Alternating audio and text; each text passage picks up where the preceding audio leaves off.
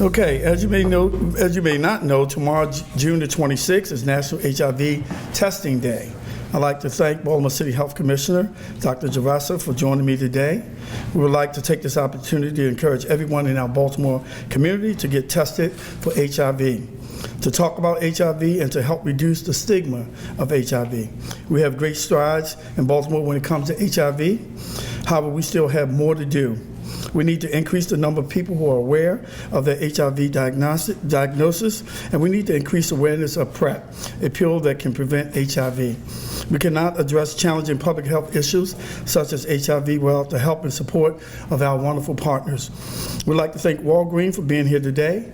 The Walgreens Greater Than AIDS National HIV Testing Day Community Partnership is an ongoing effort to increase understanding about HIV and support local outreach. On National HIV Testing Day, Walgreens will partner with health departments in more than 265 cities to offer free HIV testing. In Baltimore, Walgreens is partnering with the health department. New opportunities for women, Sisters Together and Reaching, Johns Hopkins and Star Trek at the University of Maryland, and Baltimore Crisis Response to provide free testing throughout the city. You can find more information on location at the Health Department website. I'd like to introduce Dr. Gerasa, Baltimore City Health Commissioner, to come and speak. Thank you, Mayor Young, and thank you to our partners who are here today. We really appreciate the leadership from our partners and their commitment to sexual health and well-being for the residents of Baltimore City. As Mayor Young mentioned, tomorrow marks National HIV Testing Day. We encourage everyone to get tested for HIV. Knowing your status is one of the ways to be empowered about your health. With treatment, those with HIV can live long and healthy lives. That first step is getting tested. According to the Centers for Disease Control and Prevention, approximately 1.1 million people in the U.S. are living with HIV today. Of those, about 15% of them, or 1 in 7, are unaware that they're infected. In Baltimore, about 1 in 10 people who have HIV don't know they have it. The CDC recommends that everyone between the ages of 13 and 64 get tested for HIV at least once as part of their routine health care. I urge you to take control of your health, and tomorrow take the opportunity to get tested for HIV and other sexually transmitted diseases. Ask about PrEP, a pill that can prevent HIV. Take a look at our People Who Look Like Me commercial, and for more information on where to get tested and where to get PrEP, please visit our website, health.baltimorecity.gov, or visit prepmaryland.org. HIV does not know race, sexuality, gender, or age. Our health department campaign, People Who Look Like Me, reinforces the message that HIV affects us all, and we'd like to share that campaign with you all today. People who look like me are more than our bodies. Are creatives. Our grandmothers. Live an alternative lifestyle. Hablan español. Belong in this community. People who look like me are not just a stereotype. Son orgullosas de ser hispana. Deserve to be loved. Are finding love for the second time around. Love him, her, and them. Personas quienes se ven como yo tienen acceso a la atención médica. Protect myself and my others. Use PrEP to stop the spread of HIV. Have the power to choose. Are HIV positive. Overcome stigma. People who look like me, don't let stigma get in the way of their sexual health. Have access to sexual health resources. Get tested regularly. Use condom, PrEP, and other prevention methods. Are undetectable and untransmittable. Reciben atención médica tengan o no tengan seguro médico. Because honestly, if we don't care for ourselves, who will?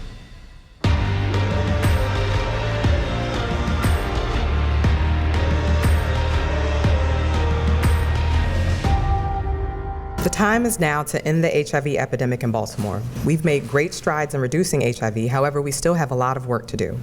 The health department continues to work towards addressing the stigma associated with HIV and the health inequities that are associated with HIV. I'm proud of the work our department does to support treatment, provide education, and provide prevention measures for those living with HIV and those at risk for HIV. Knowing your status gives you powerful information to help take steps to protect you and your partner. Please take the opportunity tomorrow to get tested so you can learn your status, and please encourage others to get tested as well. Finally, on behalf of the health department, we'd like to present Mayor Young with his own People Who Look Like Me t-shirt. I hope it fits. We got your size. Okay, I always check the size. Okay. All right. Thank you, Mayor Young, for being such a wonderful advocate for public health. Okay, thank you. Thank you, Dr. Jarasa. Now we're going to introduce Trina Scott of the Greater Than AIDS Kaiser Foundation. Thank you, Mayor Young, for having such a press conference to talk about HIV and AIDS. Good morning, everyone. I am Trina Scott with the Kaiser Family Foundation, the Greater Than AIDS program. And first of all, congratulations on the new campaign in Baltimore. The idea that HIV affects all of us is such an important message and central to the mission of Greater Than AIDS. Greater Than AIDS is really all about the role that we play in ending the epidemic and also the public-private partnerships like this one that we have with Walgreens. That's why we are excited to be working with the City of Baltimore and also local partners to provide free HIV testing information at participating Walgreens stores on National HIV Testing Day, which is tomorrow. This is our 9th year with the partnership with Walgreens on National HIV Testing Day, and we are going to be in 260 cities, including Baltimore, on tomorrow. We've seen such great advances in the prevention and treatment of HIV from PrEP and also treatment as prevention. And we know that it all starts with a test. So through this partnership, we are reaching people where they are with the information that they need. By bringing HIV testing into trusted and familiar community locations, we can make it as routine health issue as necessary. So now I'm going to turn it over to my partner and colleague Andrew from Walgreens to share more information about their commitment to HIV. Thank you, sir. Thank you, Trina. Thank you, Mayor Young, for having us. As the mayor mentioned, there are more options than ever when it comes to preventing and treating HIV, and the first step is knowing your status and getting tested. On National HIV Testing Day tomorrow, June 27th, from 10 a.m. to 7 p.m., all our wonderful testing partners that the mayor mentioned will be in our stores offering free HIV testing at locations North Avenue and Hartford Road, Liberty Heights and Garrison Boulevard, Patapsco Avenue and Hollins Ferry Road, Martin Luther King Boulevard and Saratoga Street, Eastern Avenue and Haven Street, North Washington Street and Ashland Avenue, and our 2 community pharmacies on Cathedral Street and Howard Street. Counselors will be on hand to answer questions and talk about the latest in HIV. Our testing event is part of an activation in the 260 cities with Walgreens, Greater Than AIDS, health departments, and local organizations to normalize HIV testing and encourage people to make it part of routine health care. This allows us to connect with people in a familiar space and make conversations about HIV as normal as any other health issue. HIV has no symptoms. The only way to know your status is to get an HIV test. It only takes a light stick of the finger, and results are available while you wait. In addition to the free HIV testing, there will be staff available, including pharmacists, to discuss HIV prevention options such as PrEP, the daily pill to prevent HIV, and treatment as prevention. Biolytical Laboratories, Chembio Diagnostics, and OraSure Technologies are donating test kits, and Abbott Rapid Diagnostics is providing support for outreach.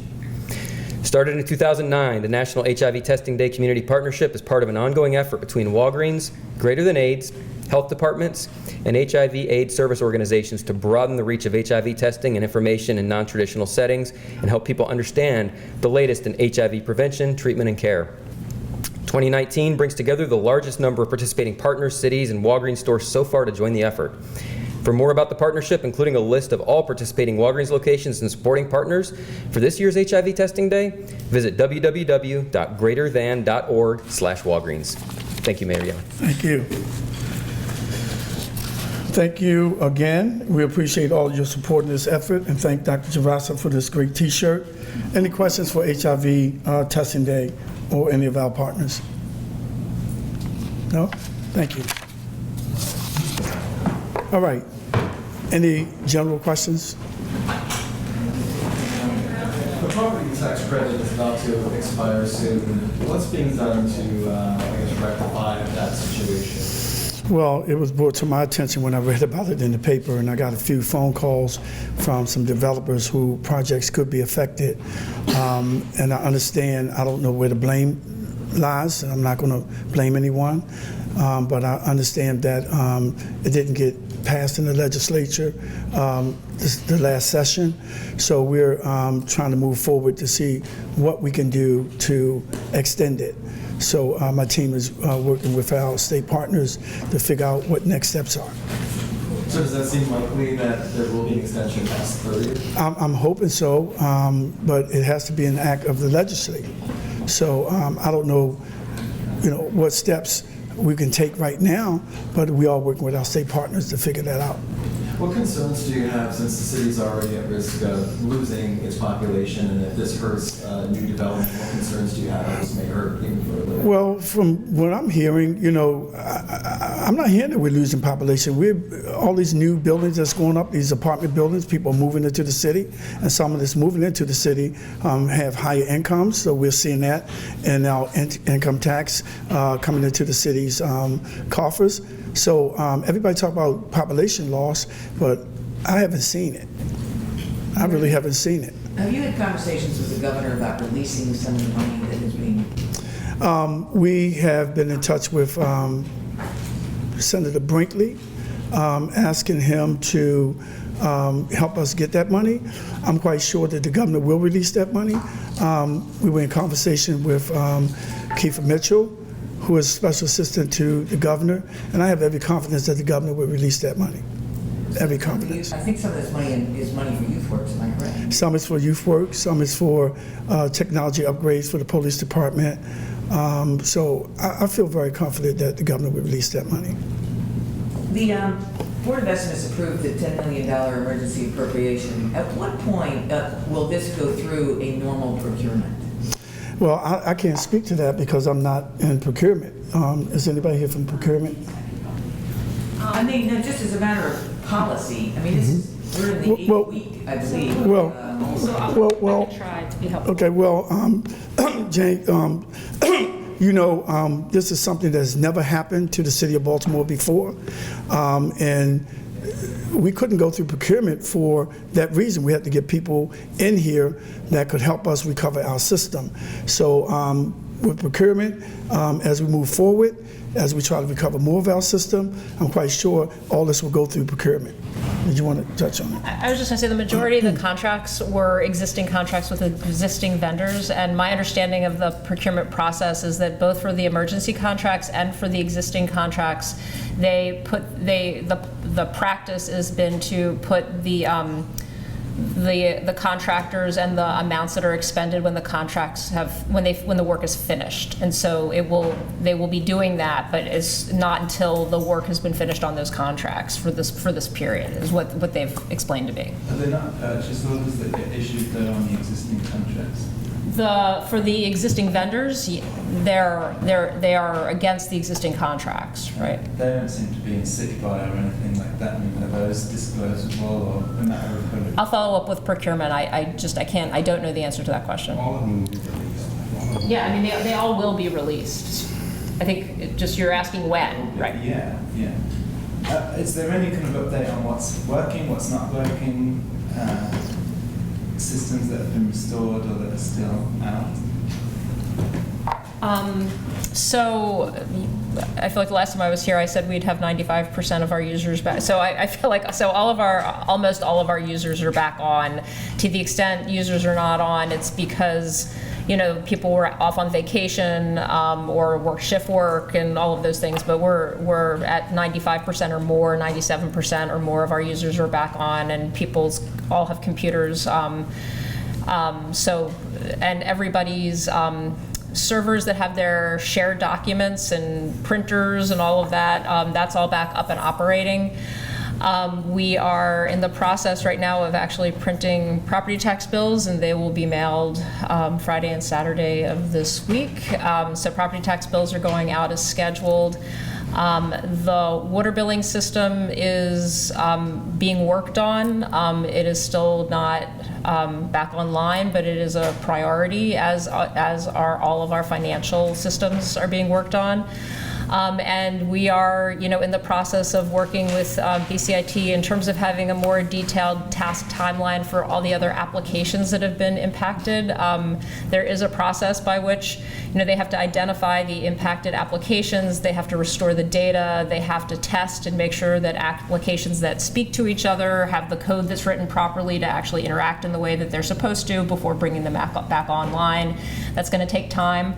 I think, when we originally spoke about this, the timeline in Atlanta was really like 6 months to get all of that up and running. We're prioritizing that, with the most important services and applications being restored first, and our financial applications are obviously a significant priority and our first priority in terms of getting them back up and running. So the water bill system is new, and new stuff is supposed to be more resilient. What's the holdup with the water bill? It has a lot of data and a lot of servers, and obviously we want to make sure that it is gotten the data restored and it is properly functioning and working before we start mailing out water bills.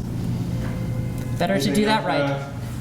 Yes, the BOE approved the authorization of permits for the dockless scooter vendors, and there's some language in there about something called shared mobility corrals and micromobility lanes. I'm wondering what those are. I have the slightest idea. I can't speak to that. I have the slightest idea about that. Yeah. Mayor, if I could just speak one more question. What are your thoughts about Michael Harrison's new crime plan, where they're looking, I guess, the police department's supposed to be implementing? Well, he shared it with me on yesterday, and it makes sense to me that the officers are directed to where the crime actually is occurring. And I fully support what he's doing. He also mentioned it to the state's attorney, and she had no issues with it as well, because he worked with the state's attorney as well. And wherever the crime is, that's where the police department needs to be. And we're just asking the citizens, as we work out this crime plan, that they be a little patient while we deploy officers to other areas of the city to try to stem the tide of shootings and homicides in the city of Baltimore, because it's an epidemic that needs to stop. 2 to 3 murders a day is totally unacceptable, so.